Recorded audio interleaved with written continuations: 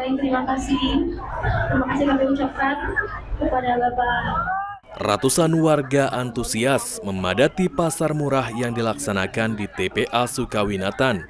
Setibanya di lokasi, warga langsung mengantre untuk membeli daging sapi, kerbau, dan daging ayam ras.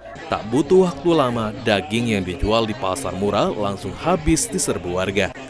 Salah satu warga mengaku terbantu dengan adanya pasar murah ini.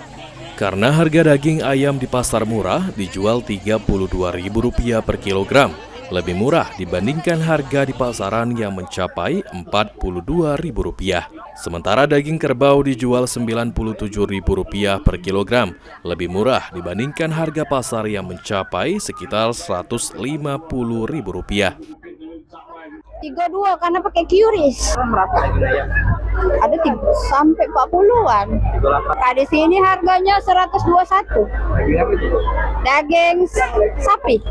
Ya. Kalau di pasaran berapa itu? 160. Heeh. Itu terbantu nggak dengan adanya kegiatan kayak Ya, terbantu. pengen nggak Bu? Kalau bisa setiap tahun. Di sini kecuali soal Dibuat apa tuh untuk lebaran? Malbi. Lebih ya. Wakil Gubernur Sumatera Selatan Ci Ujang mengatakan pasar murah ini merupakan yang terakhir digelar selama bulan Ramadan untuk membantu masyarakat memenuhi kebutuhan menjelang Lebaran.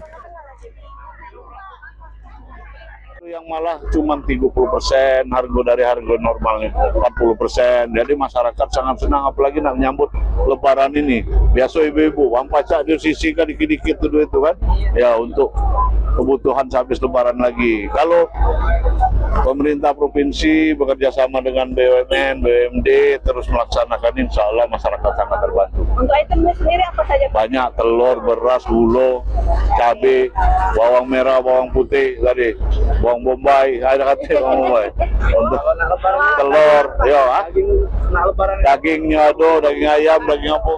Pemerintah Provinsi Sumatera Selatan berharap kegiatan pasar murah ini dapat meringankan pengeluaran masyarakat sekaligus menjaga stabilitas harga bahan pokok menjelang Hari Raya Idul Fitri. Muhammad Aidil, PAL TV.